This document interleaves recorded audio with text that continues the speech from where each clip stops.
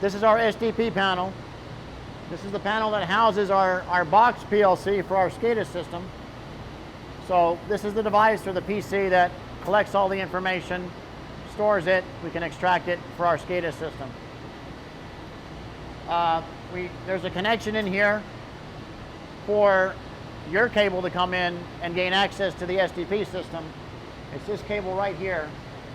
It says customer Modbus cable. So that's your cable that's coming into our system to connect to it so that you can extract information from it, either for your own BMS system in the way of information extracted from our registers, or if you want to use the SCADA system with our client software, you can do that as well through that one connection.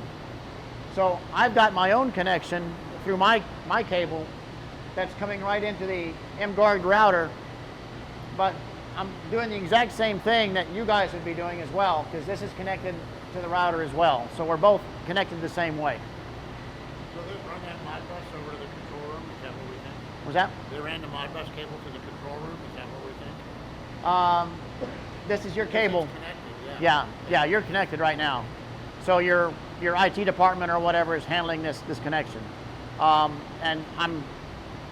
I actually have an appointment tomorrow with our IT experts in Holland to try and get that connection secure so that you can actually start extracting information. Right now, in order to connect, I've got to assign my laptop a certain IP address to be able to access the SCADA system. That's a unique high-tech address that I have to use, but you also have your own address that you've assigned that we've programmed into the MGuard so that you can also access it through your IP system as well, okay?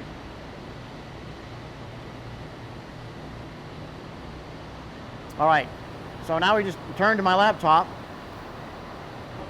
We will provide you with the client software if you want to be able to use SCADA for your own use. So we will give you the installation file. We'll give you instructions on how you can load it. Basically, you would load it onto a laptop or a desktop, and through, again, a cable connection just like I'm doing here, you can gain access to SCADA and display the screens. Sometimes the installation process can be a little hairy and there's a lot of steps involved. So if you have troubles loading it onto your own machine, we can arrange a team session with Holland and they can actually take you through the process or actually install it for you on your machine if it comes to that. I had a little difficulty getting it onto my machine, so I needed my IT expert to help me out a little bit with that when I did mine, so it happens from time to time. But you'll have, once you load it, you'll have a client software that you can click on, and that will start the process of connecting with SCADA. So I'm going to do that now. Okay, so I've launched the client. I've established communication with my SDP through my software. Now it's going to be asking me for my access. All right, so again, there's different types of access: basic, operator, service, and administrator. I'm just going to use my service access because I know it's already set up for service. Will the password on that be the same as it is on here? You can set it up for anything It's the else? same. It's a service. Service is the username. Service is the password. I think it's capital S service, and then I think the password is all lowercase. Okay. Again, sometimes you got to play around with it. Yeah. I think I remember you saying do all lowercase.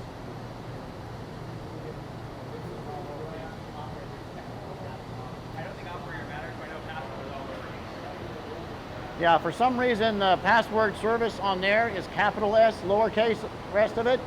On here, everything's lowercase. So just have to get used to that. Okay. So you might have to get close to see, but right now I'm in the overview screen. I'm into the system. It's showing us your basic one line, your Q1, Q2, and Q3. You got your status of your breakers. The unit is offline. You've got a couple alarms that are showing down here, which are basically your Q1, Q2 not standby, the same as what you see on the HMI. Let's see.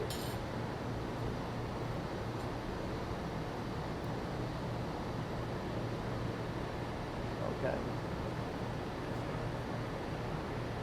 So here's the overview screen. Again, it shows you input information.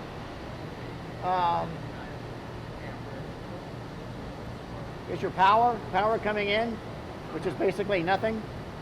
We're not really seeing any power through the system right now. Obviously, there's no load on the system. Engine is not running. Q1 is open. Generator is not running, so everything is in a stop position. So you're not going to see a lot of information. Does this actually show if your clutch is engaged or not? I don't think this one is actively used, Okay. so I don't think there's any information to gather in that particular area of the screen. Then you've got your operational buttons here as well. So again, if your switch is in the SCADA position on your HMI, you can actually utilize these functional buttons to operate the system. Start, stop, bypass, and so forth. And that actually shows you the position of your key as well. Okay. Right now we are in the locked position. So And even though I was going to say, can you download information if you're in the locked position over there? I think you still can, yes. I'm gonna go and I'm just gonna move the switch and we'll see if it reacts on the screen. So right now it's in the local position, okay? So you notice that it changed there as well, right? All right. Let's see. Let's go to, and then we can cycle from screen to screen. Here's our input screen. Here's our engine screen.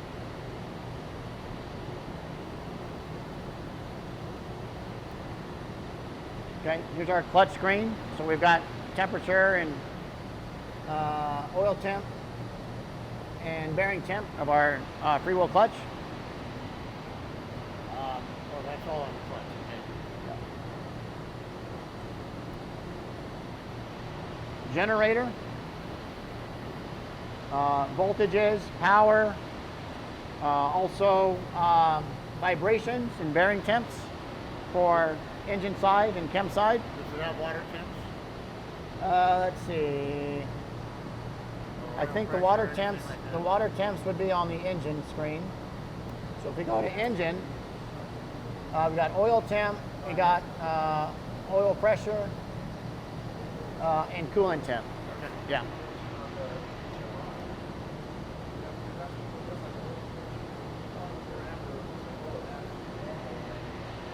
Chem screen, again, we've got bearing temps and vibrations, engine side, non-drive inside, and then we've got an extra general screen here for inner rotor speed, active power, and frequency. See, here is some additional information on the flywheel. It'll actually show you when the DC brake is active. It'll show you when the inner rotor is charged, and also will show you when the lubrication unit is active. So a little additional information here that you can get that you're not going to get on the HMI.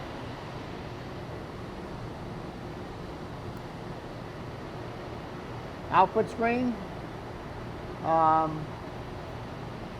Here you get your measurements for power.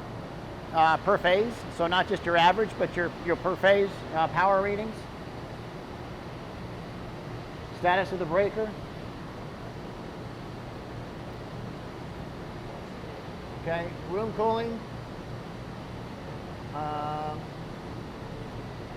Room temperature, and whether your room cooling is active or not.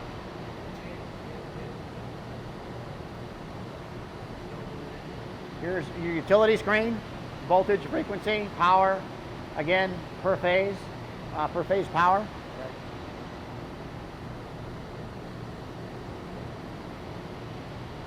And no brake load, power per phase, status of the breaker, Q3.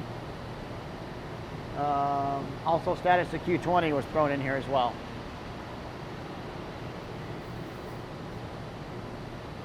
Okay, then over here we've got our alarm screen. Okay, so we've got active alarms, and we've got our history record of alarms as well.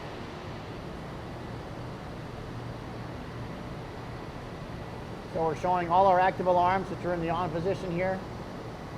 Let's see, we got Q1, Q2 not standby, the chem proximity alarms. And we're showing an SDP Ethernet fault, which is unique to the panel. I'm troubleshooting that tomorrow to try and find out how to clear that alarm with my IT experts in Holland. But otherwise, it mirrors exactly what we have in the HMI.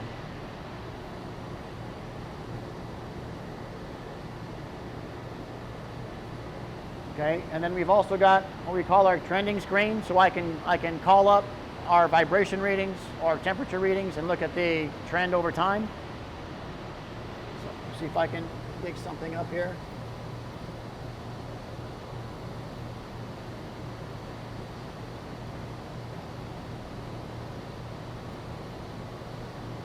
Okay, so for example, I've dialed up our generator vibration trends. So we're looking at our vibrations for our generator for both non-drive-in and drive-in bearings. So you can actually see the trend over time of if vibrations start to increase. I can turn channels on or off. Let's see.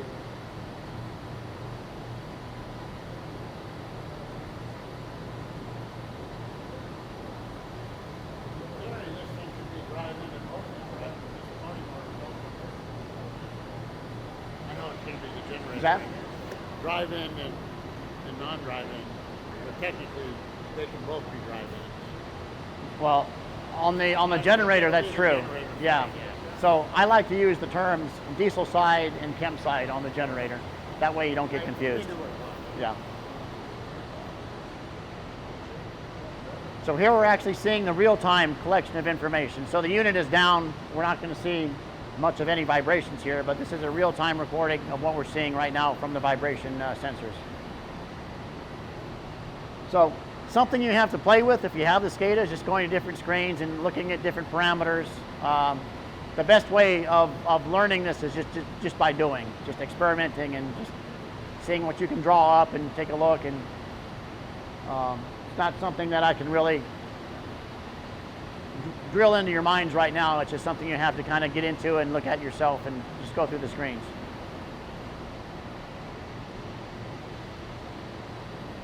I'd like to see like a permanent SCADA station in our control room. Yeah.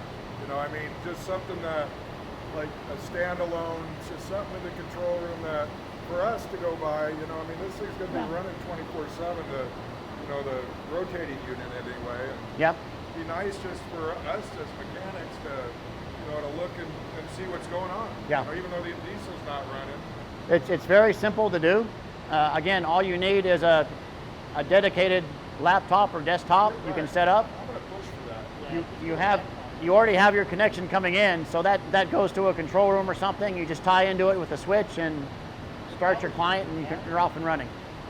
I'd like it something more permanent, so anybody that has an interest in it can look at it, not just one of us who's curious. We can probably tie that into the Sims computer. Have it tied back to our office if no one else wants it. Yeah. Now we're talking, right? A real nice system. I like Yeah. this. Gives you a lot of information. We do the screens for you. You don't have to generate your own screens. Perfect. And, I would not put it in the control room because somebody's going to get onto the operating screen and start messing with the system. I think back in your office. I'm gonna push for that. I like that. Any questions about SCADA? You like it? We're all good? Okay. So, I'm sure, yeah. That'll take a while. I still have questions after 20 years. Yeah. I think a lot of playing with software. Yeah. It's a good thing to play with and spend some time with it. Yeah. So I'll disconnect. We'll go back upstairs, take another 5 or 10 minutes, and then we'll get into our last topic, which is maintenance and service. Then we'll go to lunch, we'll come back, and then we'll play around with the units. It's noise. Okay?